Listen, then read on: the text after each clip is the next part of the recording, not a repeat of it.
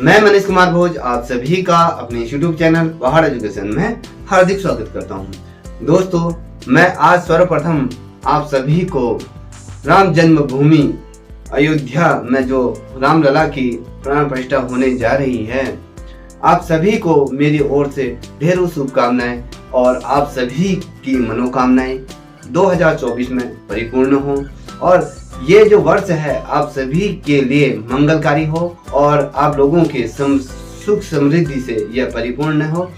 दोस्तों, आज मैं वीडियो जो आप लोगों के सामने लेके उपस्थित हुआ हूँ, वो जो आज का जो न्यूज़पेपर में जो सूचना निकल के समक्ष आ रही है, विशेषकर ड्राइंग सब्जेक्ट के अभ्यर्थियों से ये संबंधित रहने वाली है, क्योंकि ये समझना आप लोगों के लिए बहुत आवश्यक है। इसलिए ये वीडियो आप लोगों के समक्ष में लेके उपस्थित हुआ हूं। देखिए दोस्तों, जो सर्वप्रथम जो पहला क्वेश्चन आप लोगों के सामने उभर के समक्ष आती है कि जो एलटी का जो एलटी भर्ती जो 2024 में जो होनी है, ठीक है, होनी है, क्या इसमें जो पूर्व में जो विज्ञापन प्रकाशित हुआ था कला विषय का, ठीक है, जिसमें 263 पद थे, जो 263 पद थे, क्या ये जो 263 पद है जो नया विज्ञापन जारी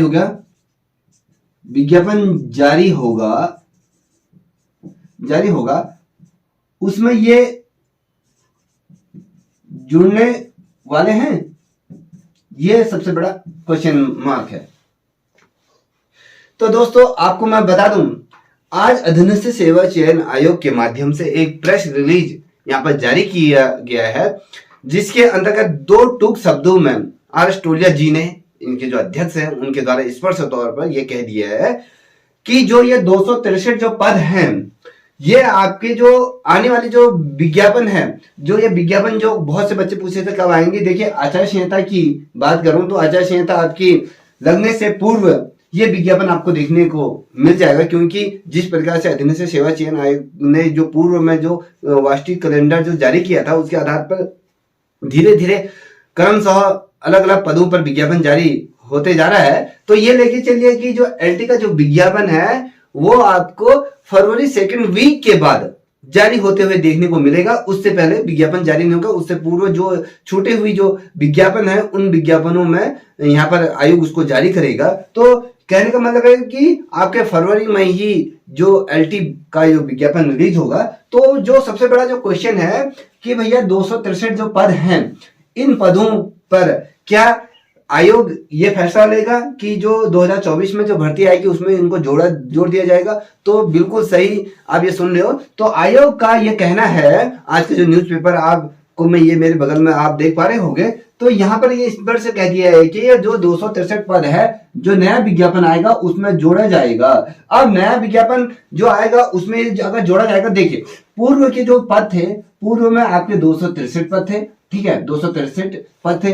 क्या वर्तमान में, अगर हम समझें, वर्तमान में क्या पद आएंगे या नहीं आएंगे, इसको अभी लेके छोड़ दीजिए। अगर इसे छोड़ देते हैं, ठीक है, अगर वर्तमान में बहुत से बच्चे कहते हैं 1-2 पद आने वाले हैं। देखिए, अगर मैं गढ़वाल मंडल की बात करूं, ठीक है, गढ़वाल मंडल में जो टोटल ड्राइंग सब्जेक्ट में जो रिक्त पदों की जो स्वीकृति है वो 101 है, ठीक है। वहीं अगर कुमाऊं की बात करूं, कुमाऊं मंडल में, ठीक है, जो अभी जो रिक्त पदों की जो सूची है वो आपकी 1 है, ठीक है। अगर ये जो पद हैं, अगर आप ये लेके चलिए, देखिए वर्तमान में कुल पदों की संख्या अगर हम देखें, आपके 101 पद ये हो गए, प्लस आपके एक आपके कुमाऊं मंडल का हो गया, तो ये लेके चले 102 पद ये आने हैं, ठीक है। अब पूर्व में जो विज्ञापन जारी हुआ था, पूर्व में का जो विज्ञापन में जो बात करूं, यहां पर कितने थे आपके 263 पद थे, ठीक है। ये 5, ये 6, ये 3, या इसका मतलब 365 पदों पर यहां पर आपका विज्ञापन आना चाहिए। देखिए, पूर्व का जो विज्ञापन है और साथ ही अभी वर्तमान समय का अगर विज्ञापन की बात करूं तो यहां पर क्या है, आपका 102 पद यहां पर आपके निश्चित रूप में आने चाहिए। बहुत से बच्चे कहते थे कि भैया यहाँ पर आपके एक पद या दो पद आएंगे, तो अगर जब रिक्त पद इतने हैं तो इसके अगेंस्ट यहाँ पर इस बार भी तो ड्राइंग के कुछ पद आएंगे। ये नहीं कि पूर्व की भर्ती को छोड़ दीजिए, पूर्व की भर्ती को अगर हम लेके चले कि अभी सुप्रीम कोर्ट में एक मामला चल रहा है, एमएफए वालों द्वारा इसको चैलेंज किया गया है, तो अभी 2 पद के लिए इसको छोड़ दीजिए। तो जो वर्तमान समय में जो विज्ञापन आएगा तो ये तो नहीं है कि 1-2 पद आएंगे, अगर आएंगे भी आपके 50+ आपके ड्राइंग में पद आएंगे, ये निश्चित रूप से सोच के चले। अगर हम ओवरऑल लेके चले तो ये देख के चलिए कि 102 पद आपके रिक्त है, 102 पद और प्लस आपके 263 पद है तो 365। ये लेके चले कि एक साल में जितने दिन होते हैं उतने पद आपके यहाँ पर आपके जारी होने वाले हैं। तो यहाँ पर स्पष्ट तौर पे कह दिया है मर्तोलिया जी ने कि भैया यहाँ पर आपका जो एलटी ड्राइंग का जो विवाद चल रहा था पूर्व में, ठीक है, क्योंकि आपका परिणाम भी पूरा जारी हो चुका था, सब कुछ जारी होना था, जो आयोग के द्वारा कहा गया कि सब कुछ यहाँ पर तैयार हो चुका था, क्योंकि यहाँ पर बीएड वर्सेस नॉन बीएड का जो वर्चस्व चल रहा था उसकी वजह से कहीं ना कहीं ये भर्ती प्रभावित हुई। और कहीं ना कहीं अब ये जो भर्ती होने जा रही है, आपको मैं बता दूं, अब जो ये भर्ती होगी ये आपके जो बीएड प्लस आपके बीए, ठीक है, बीए की ये होने जा रही है, ठीक है। ये लेके चले कि अब इसमें आपका बीएड कंपलसरी ये होगा,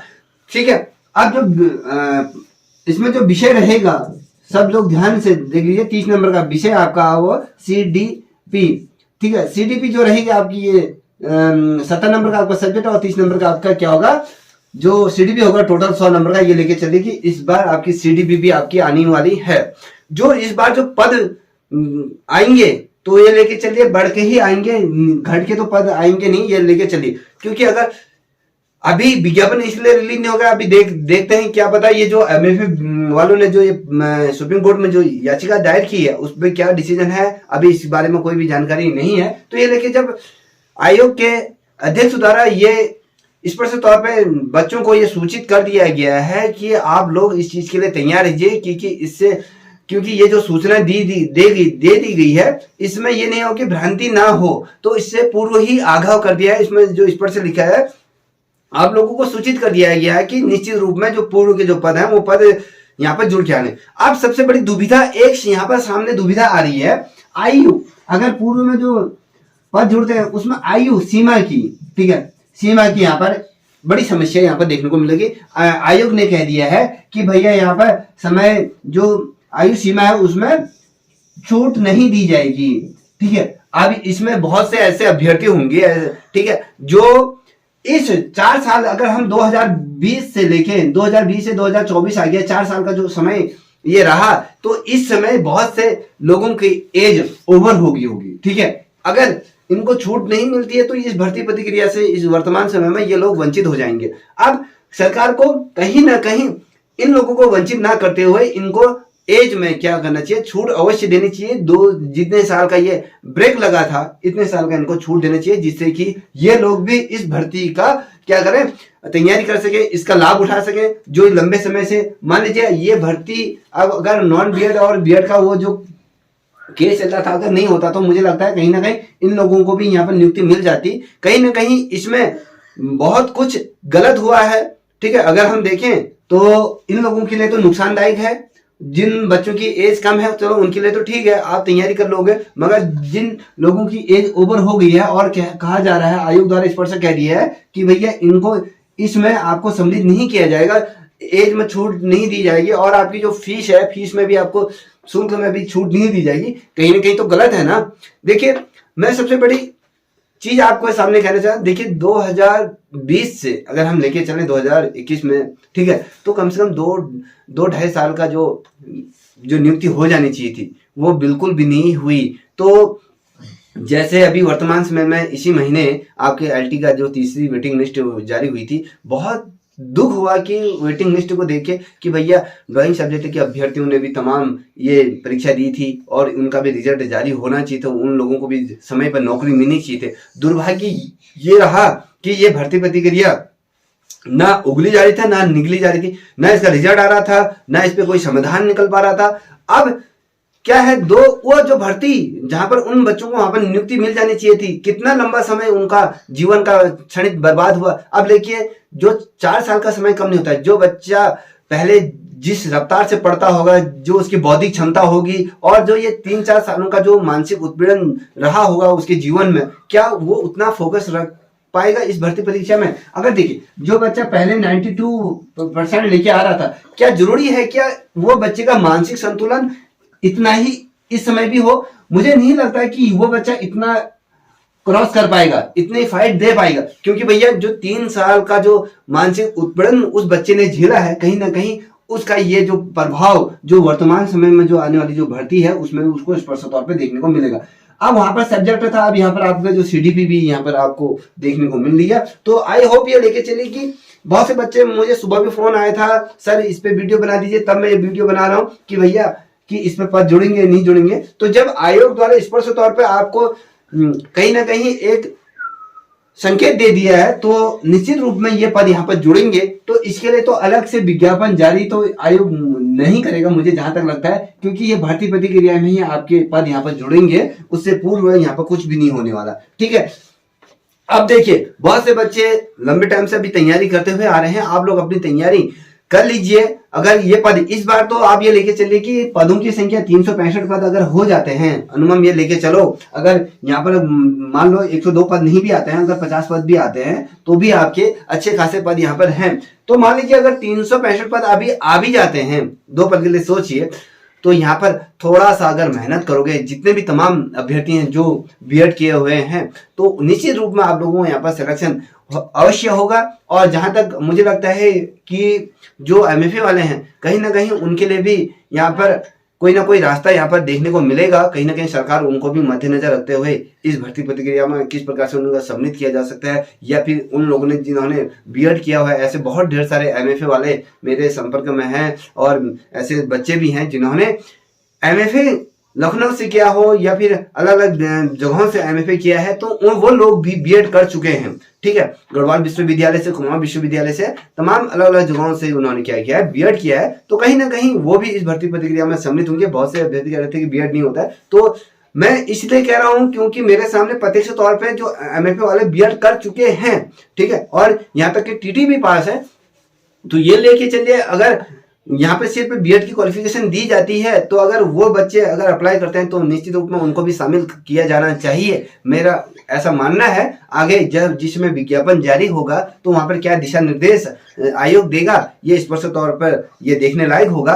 क्या चीजें हैं उसका मुआयना आयोग करेगा, और शायद ही मुझे लगता है कि विज्ञापन जल्द ही रिलीज होने वाला है। आप अपनी तैयारी पर जुड़ जाइए। जो बच्चे ऑनलाइन क्लास लेना चाहते हैं वो मुझसे भी जुड़ सकते हैं। ठीक है, मैं आप लोगों की हेल्प पूरी तरीके से करूंगा। ठीक है, हमारी क्लासेस चल रही हैं।